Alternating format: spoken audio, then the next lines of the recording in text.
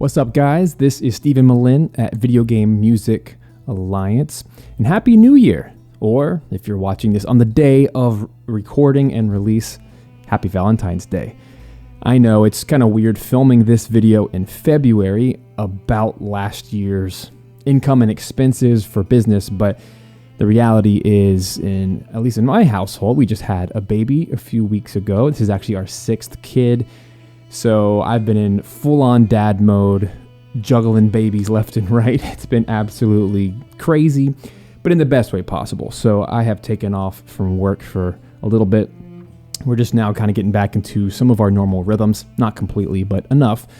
And so I wanted to make sure that I made this video today because if you've been following this channel for a while, or even within Video Game Music Alliance, then you know that this is actually my 4th year doing this annual video, which is my 6-figure income as a video game music composer. And this is where I break down my business income and expenses and some of my takeaways, some of my lessons learned from this year, and even just kind of zooming out, looking at the past several years.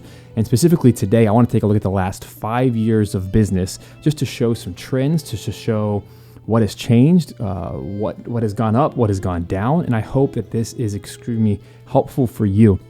And in a way, I was already planning on making this video, but it's been kind of cool to also see some other composers.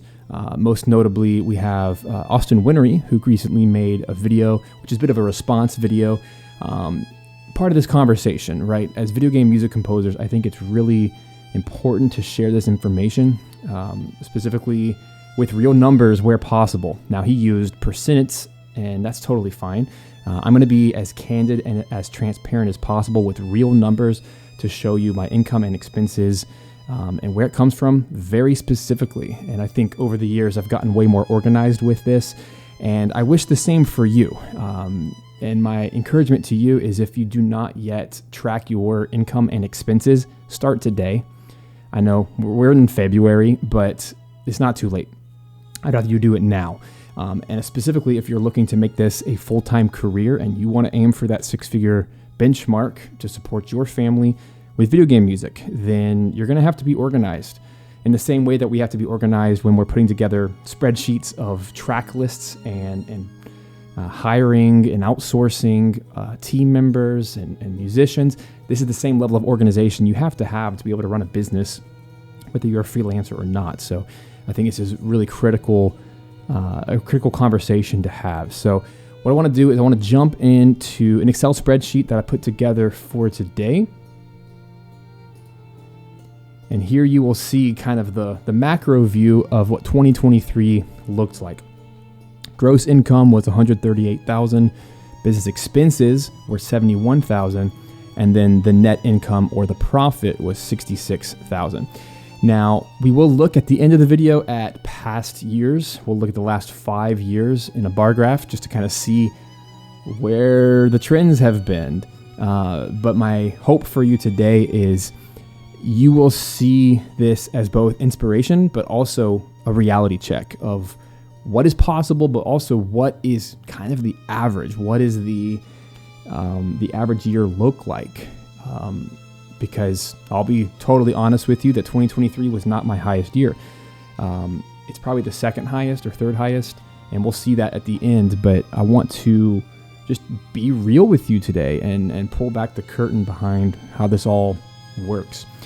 So the first thing I want to show here is a month-by-month breakdown of what this actually looks like. So you'll notice back in January, this is kind of a weird year. And I'll be totally honest that making this spreadsheet at the beginning of this year was actually an incredible encouragement, because at the end of 2023, I felt not like a failure by any means, but I felt like, oh my gosh, that was a tough year. I don't know what it was, but something about 2023 was incredibly challenging from a family standpoint, personal standpoint, but also financially. Largely because I did not have any custom projects for a very long time, something around 6 months. So really July, you can see here, July was a higher month of $27,000, and November again was $25,000. And you'll see later that is in large part because of video game music packs. which we'll talk in more depth.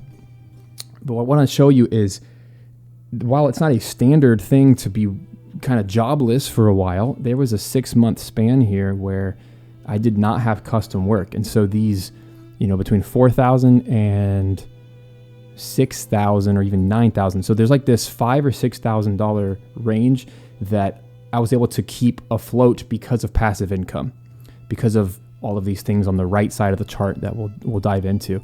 But I wanted to make you aware of, as a modern composer, specifically for video games in 2024, I cannot stress enough the significance of finding other avenues of income besides custom music. Now, of course, we all want to live off of custom music, but check this out.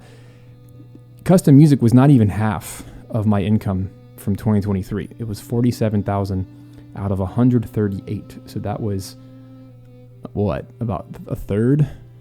And I'm hoping to tip the scales, and I want that to become higher, and I think it will be in coming years. But I spent half of the year not writing music for custom projects, and that was really hard for me. And I spent half of the year finding work and diving into conversations. And just a little backstory, going into the year, at the beginning of 2023, back in January, I had 3 potential contracts on the line. I was in negotiations with several game companies, and they all were, there wasn't a dotted line to sign, but they were verbally making commitments that, yes, this is going to be a large soundtrack for this game, this game, this game. None of them happened, and only one of them actually happened, and it was way later in the year. So, and I believe that was the July one right here, where I started to get paid for one of those projects. So it's just a situation where you never know when the projects are going to land, even if you're in talks. Just like right now in February of 2024, I'm in talks with a game developer about a project, but we've been in talks for months now, and there's been no dotted line to sign. There's been no receipt of funds. So some of these game soundtracks just take time, and this is why I'm preaching so strongly why it's so important to have passive income, why it's so important to have other streams of income to help support and to have savings, because for 6 months out of the year, we were basically living on savings in our family. And I'm so thankful that I built up savings from the previous year, so that when those storms came, it may not seem like, you might be thinking, oh my gosh, how is that not enough to live off of? Well, again, I'm a father of 6, so we have a family of 8. This is a single family income. We have to have a large income to take care of the family. So when the money's not coming in high enough, these are negative numbers. And even in February, right out of the gate, look at these, the first 3 months. Come on, 6 months, really. Look how low those are. And in my family, the profit, the net income has to be somewhere around the $7,000, $8,000, $9,000 mark to not pull from savings. So you can see how, oh my goodness, these are all negative months. Negative. And then finally July came. Oh my goodness. Finally have some custom soundtracks again. And you can see right here, right under the custom music category, there it is. So let's break down a couple things. I don't want to bore you, but I want to kind of give you some general sweeping ideas of where income is coming from. So over here underneath custom music, this is pretty cool. Of all the custom music that I did in 2023, 97% of it was video games. That's really cool. And so the only music that I did that was not video games were these 3 months right here. Naturally, I wasn't getting video game work for these 6 months. So I tried to find some other avenues. So I believe this $1,000 one was for a podcast main theme. Just one piece of music. I think it was a 30-second track. This right here, these two, $72. This was just a pitch fee for some trailer music, which didn't even land. I feel like I'm good at trailer music, but I'm not the best. And so the guys who are the best, they're the ones getting the gigs. They're the ones actually landing those in the big Hollywood movie trailers. It's a world I've tried to get into for years. Hasn't happened yet. Maybe it will, maybe it won't. But the fact that 97% of what I do is video game music, custom-wise, that's my sweet spot. And I want to keep doing that.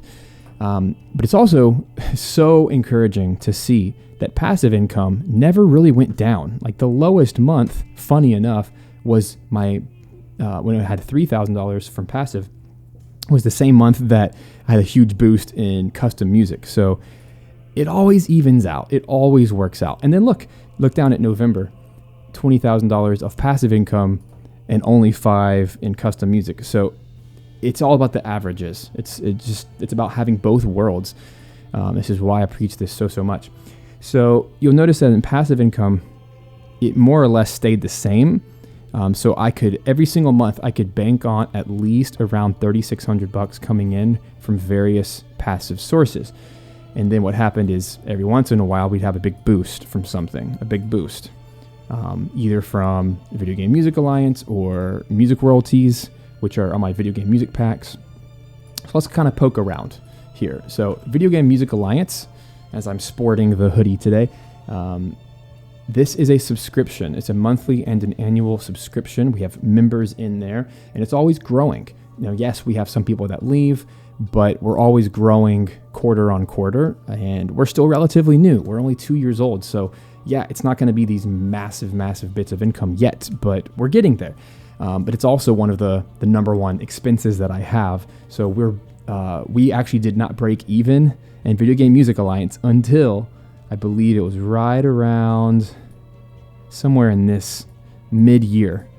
I think about 4,000 and above is when we actually break even.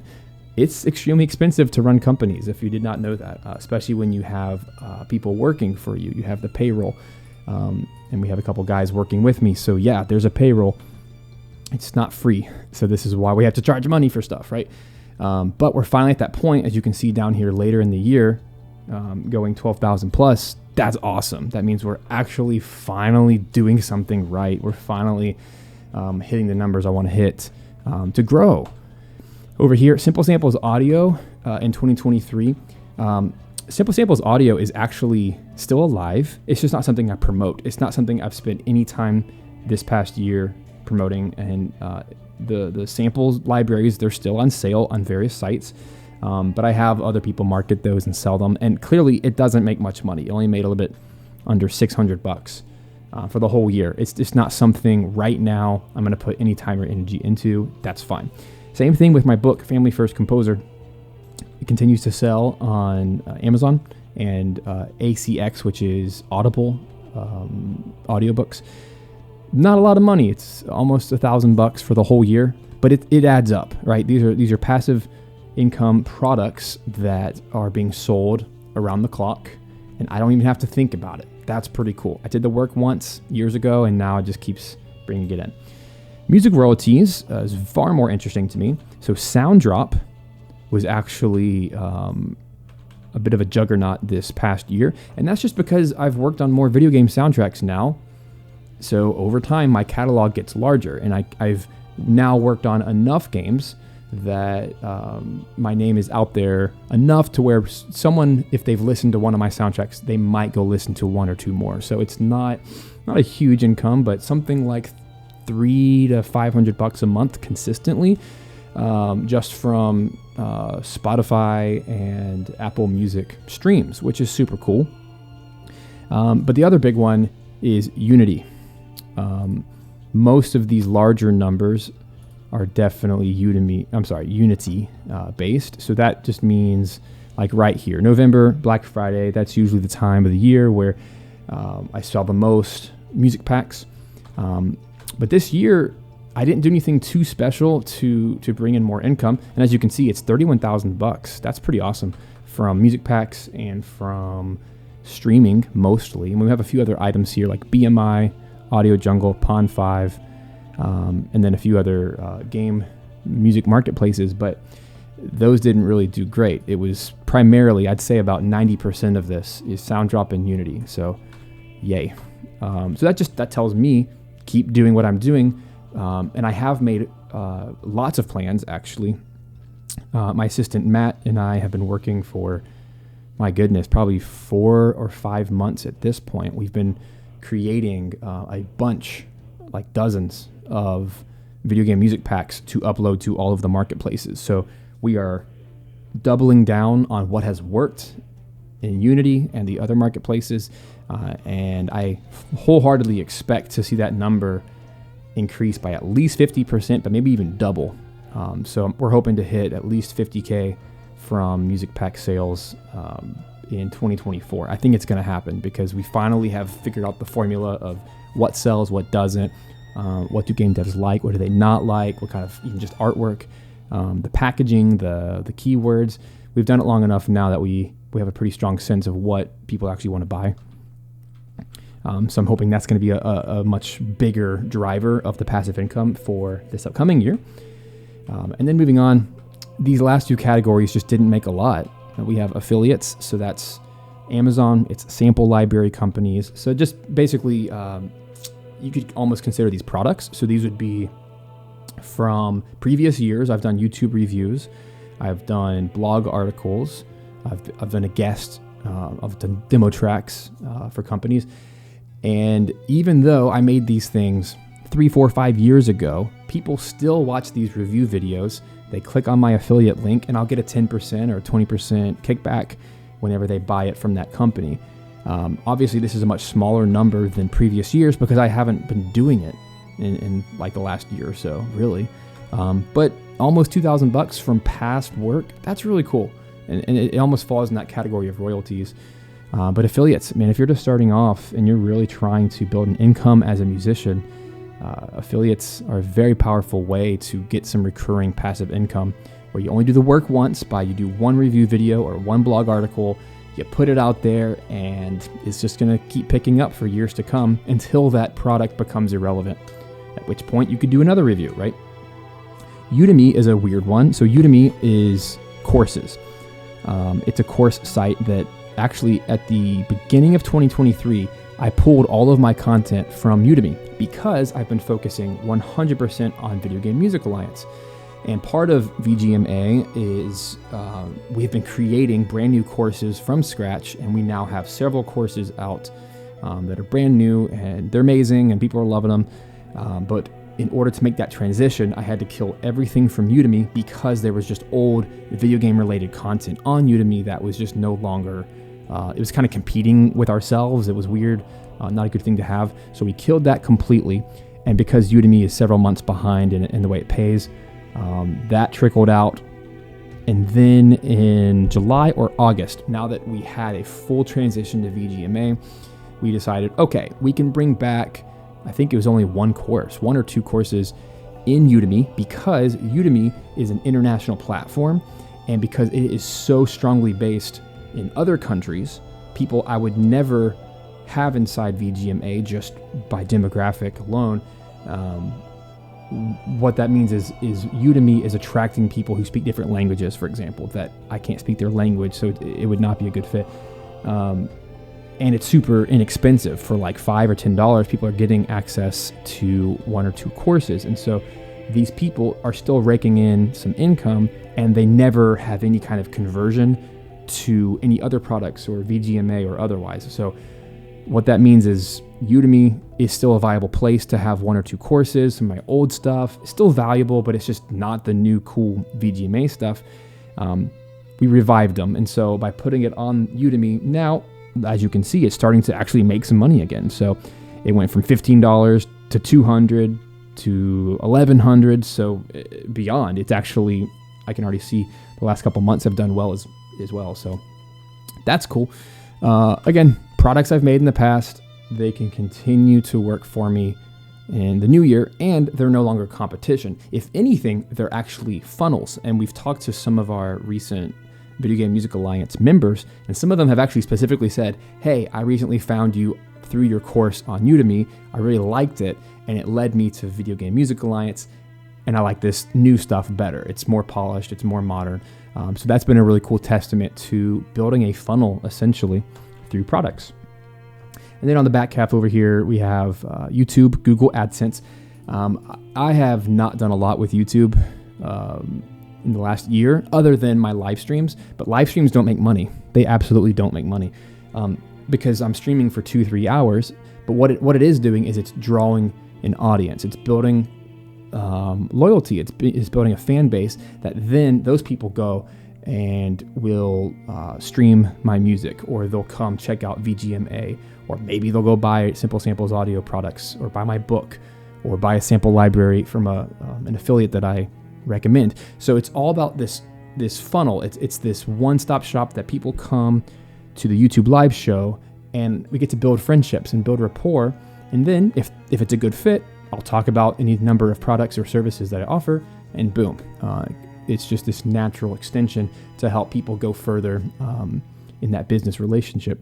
So YouTube, Google, AdSense, basically my past videos just continue to get decent views.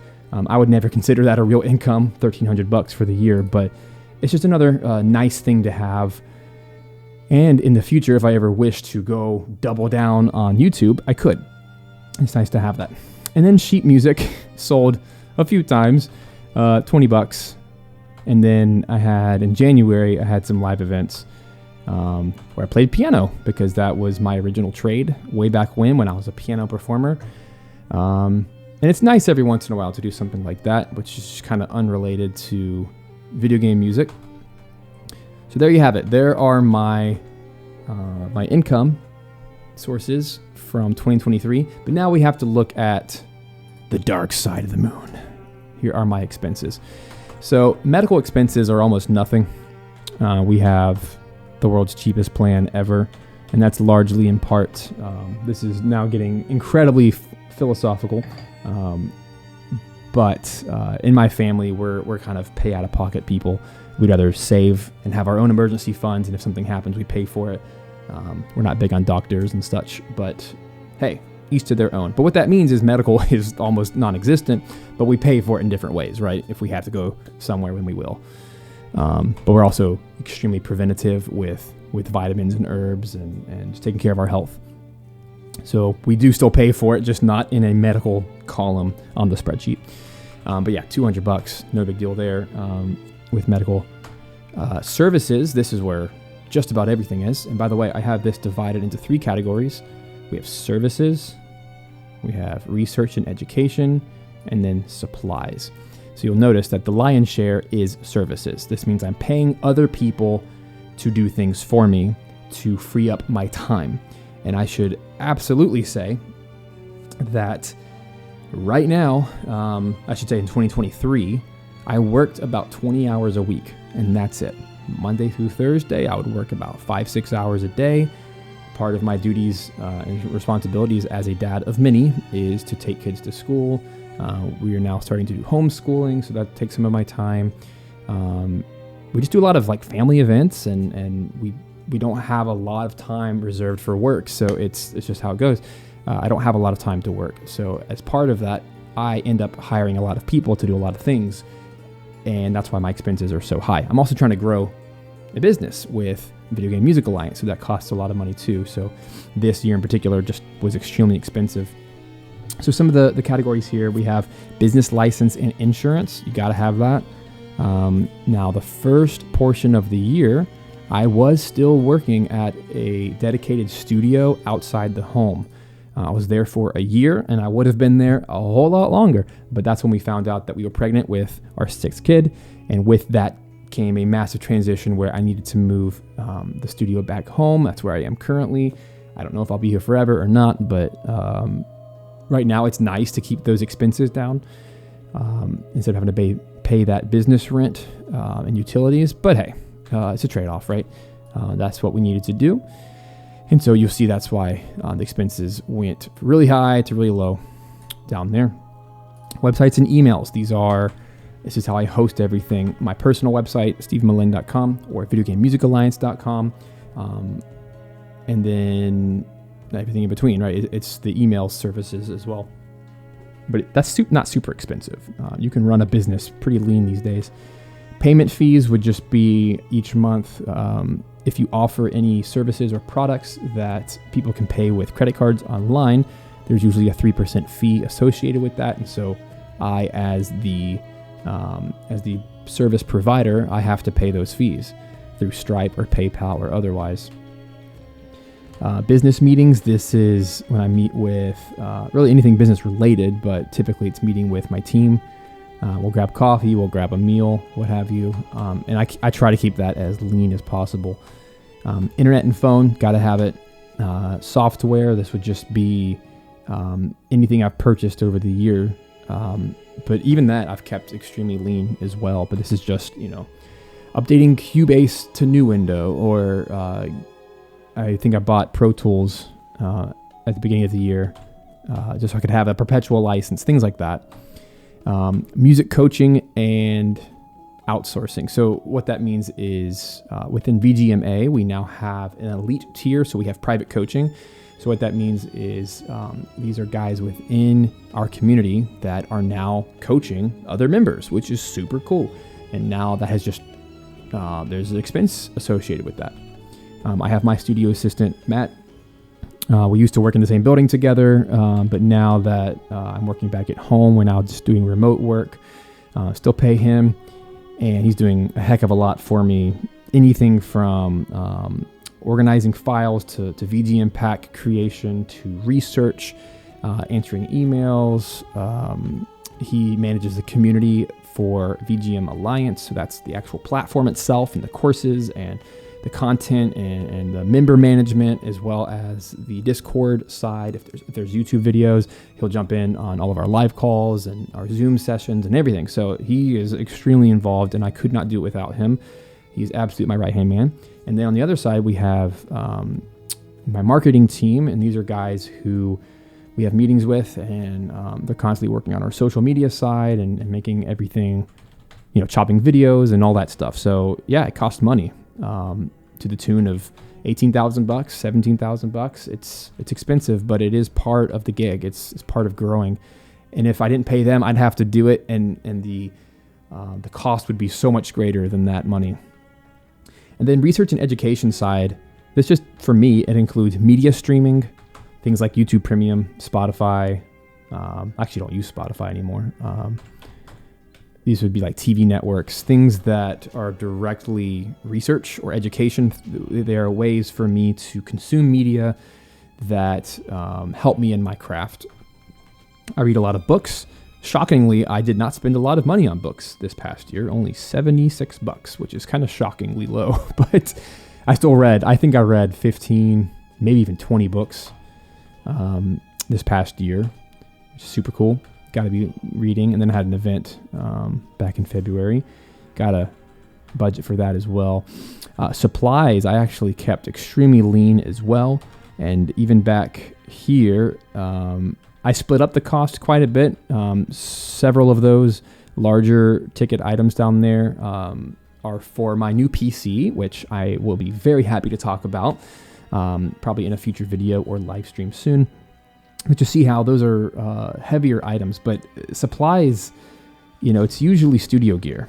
And then one of those was, I think that 3600 one was for my new audio interface. So that's an RME UFX 3, which is a Thunderbolt, absolutely incredible audio interface with the new PC and everything. So, but all in all, I mean, to spend $7,000 on studio gear for a year is doing pretty good when there was 2 major upgrades throughout the year. And it's highly justified when you're spending $7,000 on gear when the total income is $138. It's justified. It's a small percentage. You don't want to go crazy, but that was an actual need, because my old computer was literally shutting down 5 times a day and losing work, losing time. USB ports not working. It was just an absolute nightmare. So yay, I'm so glad that I can finally work with what I have here. So what are my takeaways from 2023? What am I actually going to do differently or the same for 2024? Well, the first thing that comes to mind is passive income was the absolute winner. And this is what I've been dreaming of. This is what I've been working towards for many years now. I've always wanted to live off of passive income and then have the joy, the honor, the privilege, never the obligation, but the choice to say yes or no to any custom music project that comes my way. And I didn't do this on purpose this past year, but that's what half of the year became. It was no longer custom music. It was building Video Game Music Alliance. It was learning how to coach coaches and set them up for success. With private coaching, it was learning how to continue to monetize my past products. It was everything I knew I was supposed to do. So I'm very proud of how the year turned out. These were not the numbers I was hoping for, but it wasn't a loss either. It was still a decent year because at the end of the day, even though the net income was only $66,000, that tells me that we were doing something right because VGMA broke even and then it became profitable. Video game music packs are continuing to sell well, and now we know exactly what to do to make them more profitable. I have extreme clarity about the direction of VGMA, extreme clarity about where courses on Udemy are supposed to be. And all in all, everything's working great. And now I am hired for a couple soundtracks, and that is super fun. And I'd like to get one or two more for 2024, and that's what I'm actively working towards. And even, I should also mention this, at the end of 2023, I also now have a manager for music composition, and that's a huge plus as well, because I now have someone going out and finding work for me and pitching me. We're having conversations about that. So that's just another cherry on top for a pretty decent year. So now what I want to do is let's take a look at the past 5 years. So this is 2019 to 2023. So you'll notice right off the bat that we have 3 different categories. We have this orangish color, which is the income. The second bar are expenses. And then the third is net income or profit. So you got to pay attention to all 3. It's not enough that your income goes up. You also need to try to get your expenses down, because as you can see over here in 2023, even though the income was pretty high, hovering around 150,000, by the time you subtract such a massive expense, around 70,000, you're not left with nearly as much profit as actually the last 2 years. So 2021, even though I made less income, it was a way less expense year. So therefore, right there, that was the sweet spot where take-home pay was around 110,000. So that's a much better situation. However, that was before I got really serious with VGMA, before I got really serious with having a studio assistant and a marketing team. So there's pros and cons, right?